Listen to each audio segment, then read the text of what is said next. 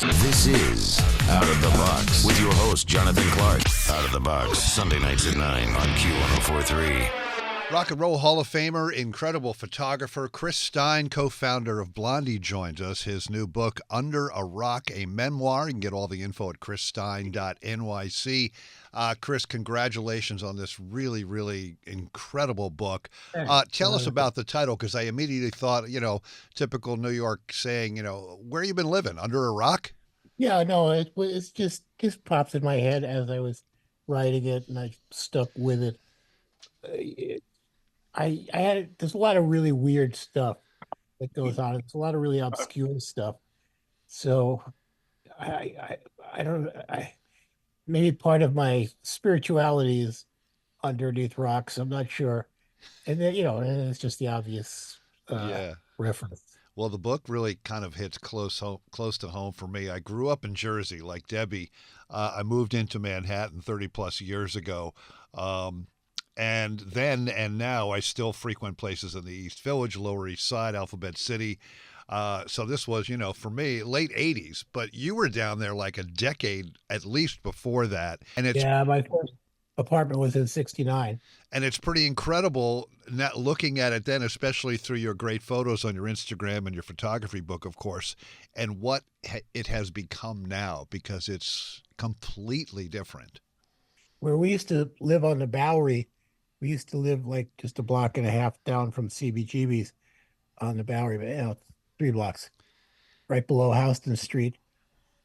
It was really rough back then in the mid 70s, and now there's a Whole Foods on the corner, which I find really funny.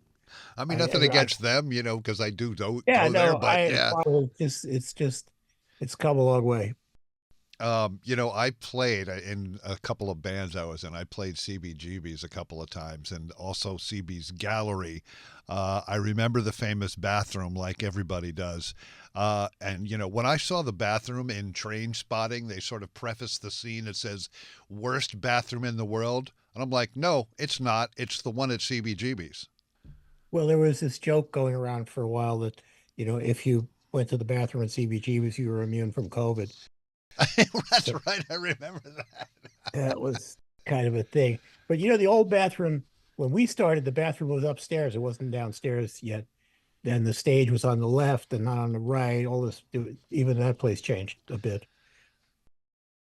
I interviewed Geezer Butler of Black Sabbath last week, and his memoir is out. I have to say it's pretty impressive that people like you and him can remember all your crazy sort of wild adventures of your youth, especially meeting so many people, being in Blondie, of course, and being wasted half the time probably.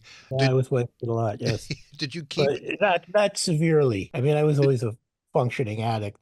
Any journals? Did you ever keep journals? I know you took photographs. Later, I kept journals more in the 80s and 90s. I didn't really draw much from that for the book. It was mostly memories, and the photography that I have done over the years spurs the memories on. Well, yeah, that must help, definitely. Talk about your meetings with and/or collaborations with Andy Warhol.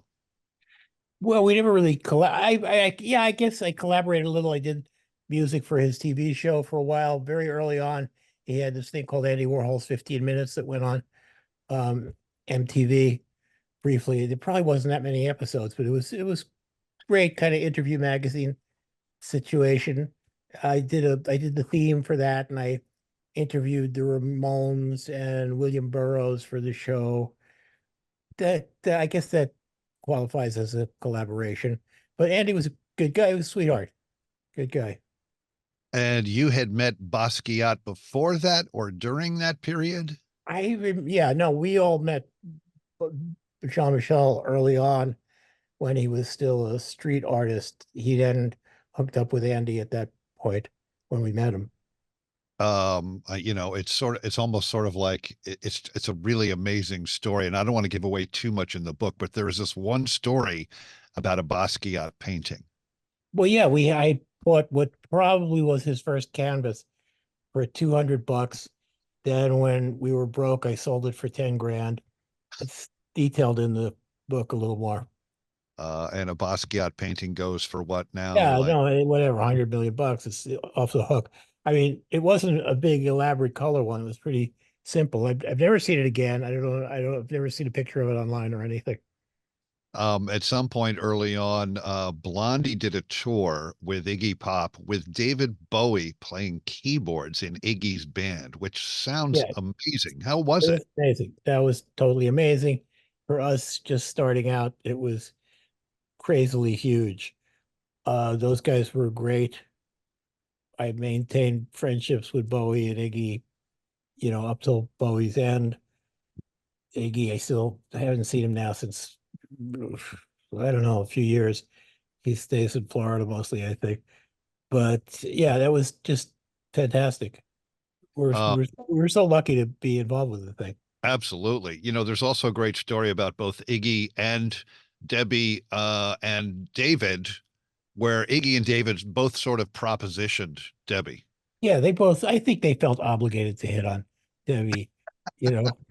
I mean, Iggy had his girlfriend with him, but it was still, I never, it was professional. It was not personal. I know that you don't tour with Blondie anymore, but you and Debbie obviously still close friends. I mean, she wrote the foreword for this book. Is there a new Blondie album in the works? Are Yeah, you no, it's in the can. We were just getting it mixed, and I imagine this year it'll hit. and so yeah, so you're sort of contributing still on that sort of Yeah, creative I level. really enjoy recording and music making. I just Uh, ran out of stamina for their hotels and buses and all that stuff. yeah, I mean, I don't know how these people do it, but I know she does it, but she's putting up with it. you're originally a Brooklyn boy, Debbie, a Jersey girl. Amazing what has happened in Brooklyn as well since when Yeah, you're living there. I mean, the same thing that's happening in East Village happened in Brooklyn like 20 years ago or something. yeah. Well, we didn't even have the word gentrification back then.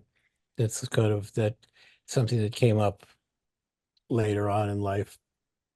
Both you and Debbie still have places in Manhattan. I think in the book, well, there's an interesting quote that I want to read to you. Are you familiar with the John Steinbeck quote about New York City?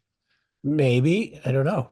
New York is an ugly city, a dirty city. Its climate is a scandal. Its politics are used to frighten children. Its traffic is madness. Its competition is murderous. But there is one thing about it. Once you have lived in New York and it has become your home, no place else is good enough. That's pretty great. No, I'm not familiar with that. But as I point out in the book, everybody I knew back then was complaining about how terrible it was and how they wanted to leave, but nobody left.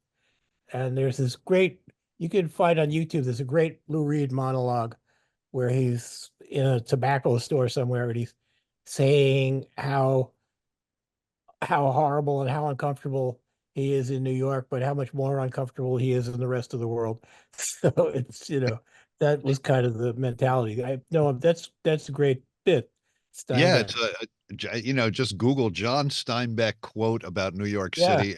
Find nice. it. It's great. His name is Chris Stein. The new book is Under a Rock, a memoir. Everyone go out and buy it because it is fascinating, especially if you're familiar or have lived in the New York City tri-state area like me. I just find it just absolutely fascinating. Get all the info at chrisstein.nyc.